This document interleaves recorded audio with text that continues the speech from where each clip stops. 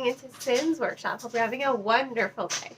So, today we're going to be talking about All of Our Demise by Amanda Foody and C.L. Herman. This is the sequel to All of Us Villains, and if you remember my review of that, you can remember I absolutely love that book. That's a book I got for free from the publisher, and then I ended up just going to the store to buy it. I didn't have to spend money on it.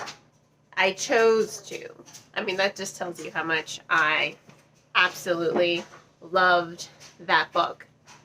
And of course, I got All of Our Demise. And it really did live up to my expectations, without a doubt. It was an excellent follow-up to All of Our Villains. You know, it picks up right where All of Us Villains leaves off. And, you know, if you don't want spoilers for All of Us Villains, because I'm about to just spoil some bits of the ending, then stop watching. So, it picks up right where All of Us Villains leaves off. You know, Alistair's brother has returned from the dead. And why? Because of the high magic of the tournament. So remember, the tournament is, basically the Hunger Games.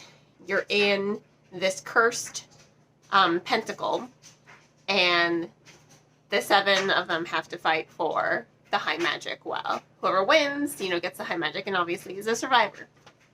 Because, you know, they all gotta die. Everyone is supposed to die, basically. So they've all discovered, hey, we can finally end this curse once and for all. And they're all for it. They're all gung-ho for ending this tournament once and for all.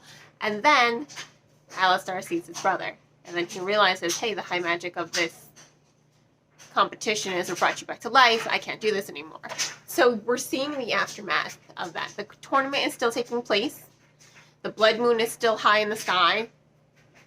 But alliances have shifted.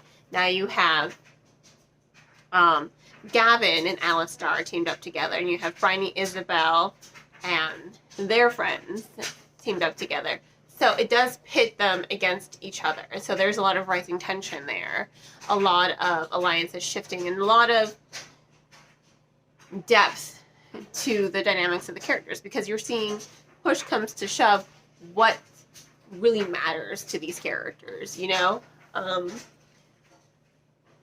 We're getting a lot more depth and insight into who these characters are, because now that the tournament is kind of crashing, the barriers are falling down, they can go back home. So it follows the same pattern as the first book. You're following the 4 perspectives, sorry. Bryony, Isabel, Gavin, and Alistair, you know, the 4 perspectives. So you're going between each one of them. So you're seeing how they affect one another. But more than that, you're also seeing that these are characters who are starting to question everything they know.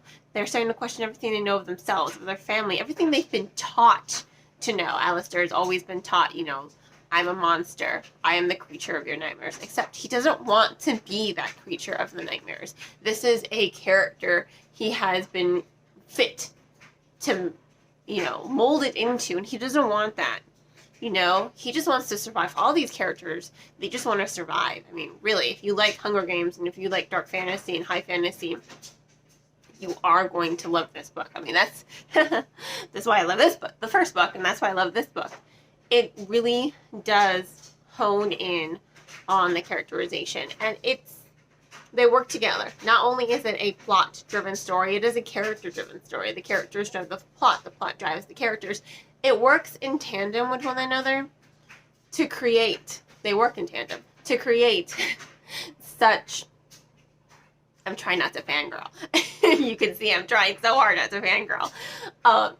You're just seeing how it all flows. There are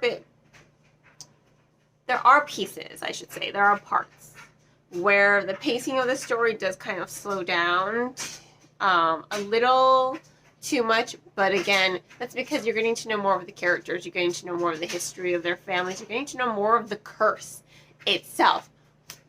What are the foundations of this curse? Because they have to break them, you know? They have to destroy the landmarks, because those are what's keeping the curse in place. But in order to do that, they need a family heirloom. So it's all about trying to match the heirloom with the family, you know, landmark. You have to get the right ones together, you know, in order to crack the pillar once and for all and break the curse, so that there are no more tournaments every generation, so that there are no more kids being raised for slaughter, being raised to think they're monsters, being raised to believe they're losers, and that they're just there to die. Point in case, Gavin. I think the authors did a great job with Gavin in this novel. I mean, before, in the first book, like, yeah, he was one of the characters, but I think Isabel and Alistar were more of the shining characters. Here, we get to see Gavin and Bryony, especially Bryony. Oh my god. Sorry. You get to see those two characters shine even more. Alistar and Isabel are still growing as characters, just they are still dealing with the ramifications of that first novel. But you're getting to see some of the other characters shine and develop more so than they did in the first book. And I think that that's really, really good. I will say, yeah, this book was brutal. That ending, oh my god.